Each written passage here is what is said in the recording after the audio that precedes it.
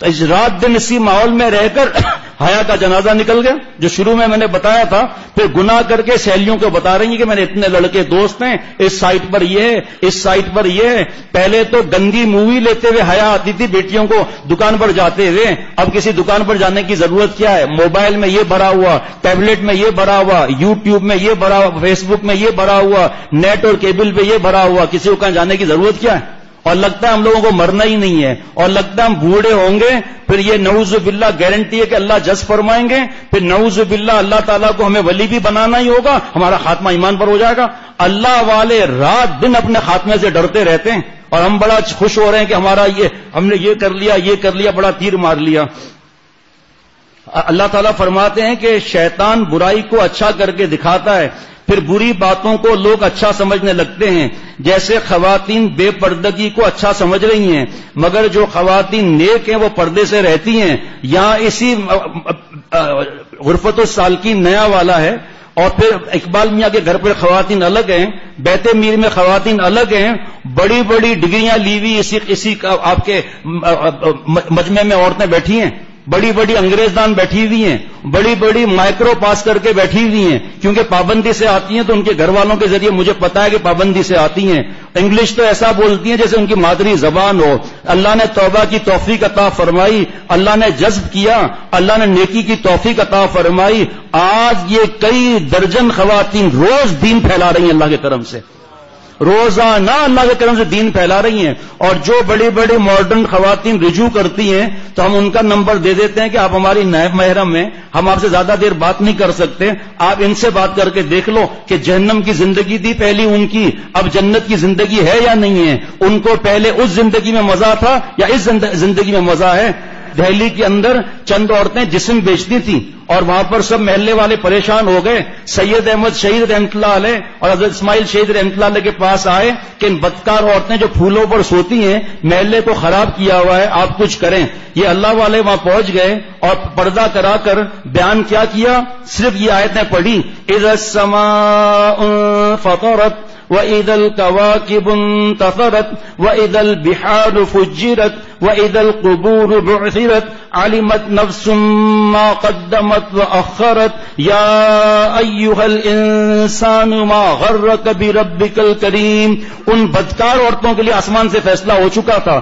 اللہ یجتبی الیہ من یشاء, اللہ تعالیٰ جس کو اپنا بنانا چاہتا ہے اپنی طرف کھینچ لیتا ہے. جس کو اللہ اپنی طرف کھینچ لے, ساری دنیا کی فیشن کی دنیا, ساری دنیا کے مرد ٹیڈی یا ٹیڈے, ساری دنیا کے فیس بک, یوٹیوب, ساری دنیا کی شراب کی بھٹیاں, ساری دنیا کی زنا کے چرخے, ساری دنیا کے بدفعلی کی بدماشیاں, سارے دنیا کی فلمیں, ساری دنیا کی بات کر رہا ہوں, سارے دنیا کی شراب کی بھٹیاں, چرس اور شیش کی بھٹیاں اللہ سے اس کو نہیں کھینچ سکتی.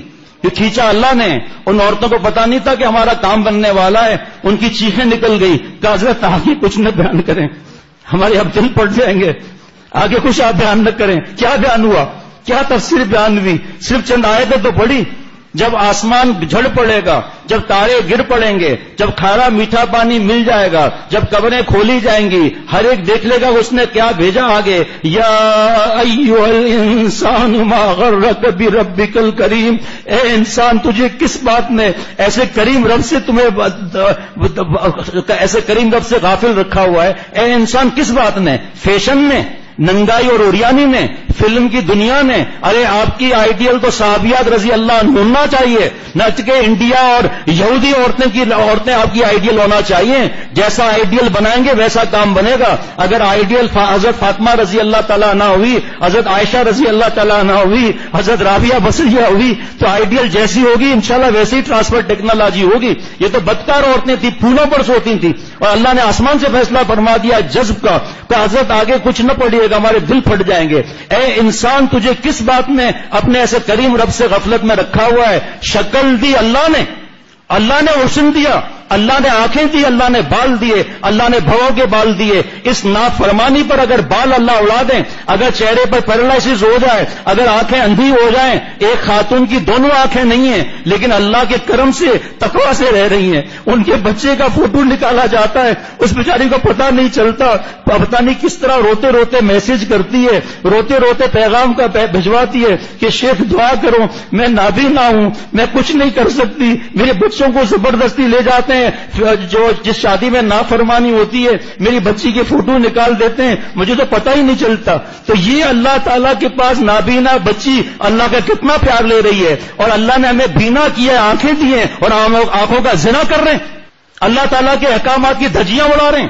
یہ اللہ ہی نے تو دیا ہے. انسان تجھے کس بات نے ایسے کریم رب سے غفلت میں رکھا ہوا ہے, کس بات نے؟ یہ حسن آج ہے, اللہ کل چھین سکتا ہے.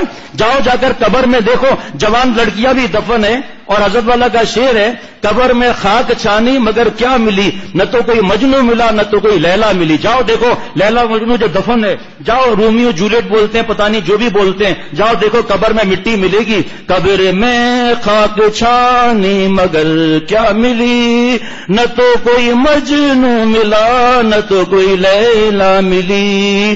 ہاں مگر اہل دل اس قدر خوش بخت ہیں جن سے اختر مجھے راہ مولا ملی.